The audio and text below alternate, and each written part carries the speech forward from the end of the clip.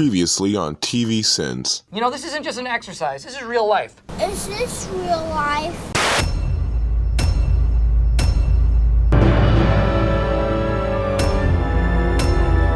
Deceiving movie reference reading. Read Severencing? More lies! I checked, and it's pretty clear absolutely nothing took place in Minnesota between the years of 2003 and 2011. This is not the movie. Ominous character is shot ominously with only their ominous eyes ominously lit, even though there isn't an ominous light source that would create this ominous effect cliche. Sure, you can tell this guy's an idiot. The giveaway is his belly, but why in God's white earth would you run to the front of the vehicle where your captor and the light is? I would give all the sins back if this was Bambi's mother, and the rest of this season was Bambi versus Billy Bob. I would also have to sue FX because my script with that exact same title has been sitting in the Library of Congress since 1995, so it would be a win-win. I said we'd bring Jell-O salad, but Kitty said meatloaf. As she should have, because only Satanists bring Jell-O salad to a party. It's a true story, don't bother looking it up. Maybe wear a nicer tie. You gave me this tie. Well, if you were a better salesman, I'd have bought you a nicer tie. Kitty sucks all the ass, but she would be outstanding at TVSins. The CinemaSins team motto somehow makes its way into this episode. I just about hugged the pants off a little girl. Look, I wasn't going to sin any of the local phraseology because honestly, it's part of the charm. But then someone had to go and say they would hug the pants off a kid, and now my sinning dog wants to hunt this poster. He'd write my name on my fist in Sharpie before I'd punch him, so everyone else would know who did it. If they could read backwards, you mean. Eye casualty. It's almost like they filmed this in Canada, or that's how they say it. Around these parts, we call those eye injuries, you hosers. Fago. What happened to your nose? Being nosy, literally. We're not friends. I mean, maybe we will be someday. I gotta say, if that were me in your position, I would have killed that man. The acting talent on display in this show is just insane. And we haven't even gotten to Allison Tolman, Colin Hanks, Bob Odenkirk, Keith Carradine, or Kate Walsh yet. And I don't know if I've ever given a sin off to a casting director, but Rachel Tenner, I'm doing it today because this is just masterful work. Found this 93 New Yorker. Sweet! My family had an 87 New Yorker, and that car freaking talked to us, man. It would say things like, "Please fasten your seatbelt," and "The door is ajar," to which I would reply, "It sure looks like a door to me." My point is not only that I was sinning my own car at age 12, but that I was riding around in freaking KITT 30 years ago. Obviously, the sin is that my car doesn't talk to me like it used to. Yeah, it's the middle of nowhere, I get it. But shouldn't they at least have somebody stay back and watch the accident scene and running patrol car while they go on this journey? You're a good man, Vern Thurman. Unfortunately, you have the silliest name this side of Katniss Everdeen. Sam Hess? Wants to know. Me? Okay, I'll admit it. I thought this was going to be a pointless exercise in diminishing returns, but damn it, why is this working so well? Come on in. Chaz is working the ham. Massaging the meat. Took the whole team down to Duluth Tuesday.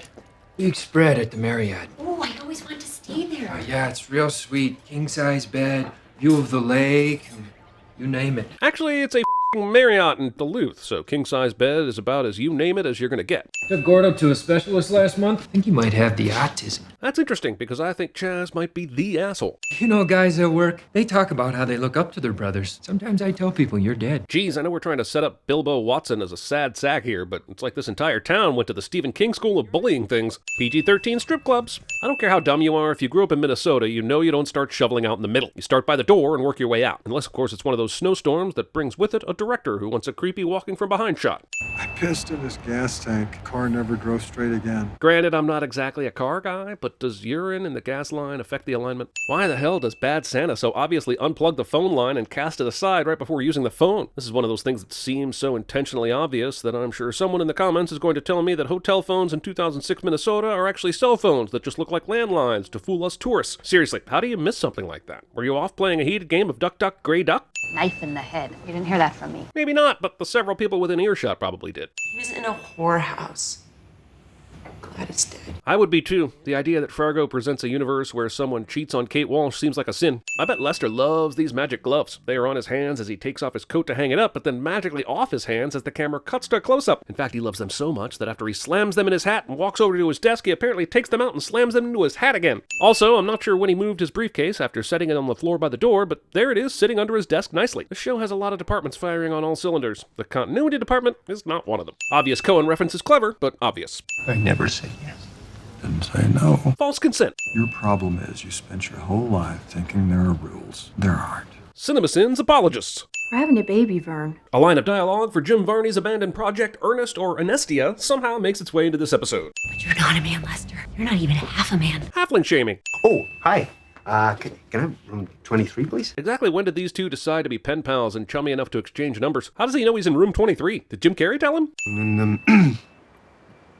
Wait, what? I'm racking my brain trying to figure out how any blood spatter got in the kitchen. He's in the basement for the entire murder, and then completely disrobes, including shoes, and hides the weapon behind the washer before he even comes upstairs. Exactly when did any blood transfer all the way upstairs? This is not how Malvo set his gun down mere seconds ago. Did it crawl up the wall from the corner? Okay, fine, let's assume he can knock himself out this way. But not Marge Gunderson is standing right by an open door barely 20 feet above. How did she not hear him slam into the wall? Don't want to sound too Jeff Goldblum here, but will we ever actually see Fargo in our Fargo show? Discount young Tom Hanks. The first thing Gus should have noticed here is that this plate is fake, considering in 2006 Minnesota plates ran a 3 letters followed by 3 numbers plate system. Or you could go get in your car and drive away. Why would I do that? Because some roads you shouldn't go down. Damn it, this show is going to be great, isn't it? F***ing Noah Hawley and his peak TV creating ass. I don't have time to watch another show. The sin here is for there being too much good TV. That's right, I'm going reverse psychology on the television industry's ass. There's no way they admitted him after being at a crime scene that gruesome without documenting his every scratch. The fact that he thinks they don't already know this wound is here is as likely as a Minnesotan forgetting to put some tots in their hot dish, don't you know?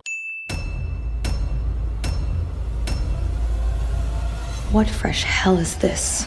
Guess I married the wrong Nygaard. I know you doubt me. I know you always have. What happens if you have an accident at your job? I work at the library. Come on, it's harmless? All right, okay, you call this harmless? I mean, I got a sliver in here, look at that! Heck, you're so sure about it, maybe you should just kill him for me. Crisscross. But I'm gonna ask you again. What the heck do you want? I aim to kill you.